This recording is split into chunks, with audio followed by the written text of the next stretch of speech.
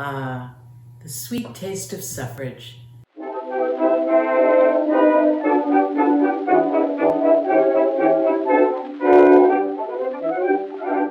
Hi, I'm Laura Cumin, author of All Stirred Up, Suffrage Cookbooks, Food, and the Battle for Women's Right to Vote.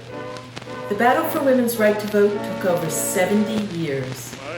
The army of supporters needed money to fund their cause and a way to begin conversations, to get folks to open their doors and their minds to the radical proposition that women should be able to vote in every election that men could vote in.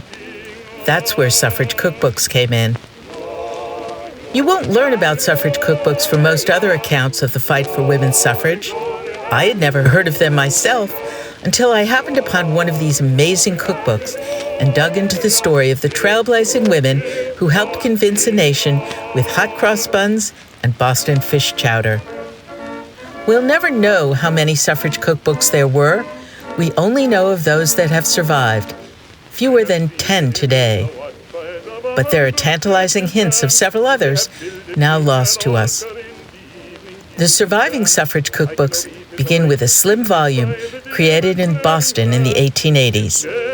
This cookbook includes 3 recipes for Washington pie, a protest against pepper, and directions for 9 different types of disinfectants.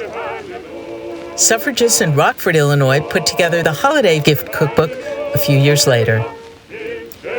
The largest suffrage cookbook is from Washington State, where suffragists put together one with hundreds of recipes. At the opposite end in terms of size, an organization of women household workers collaborated with the Women's City Club of Long Beach, California, to publish a sweet pamphlet called Little Tastes of Enfranchisement that runs less than 20 pages. The latest suffrage cookbook we know of comes from the women of Wayne County, Michigan, and it includes a recipe for a 15-pound wedding cake.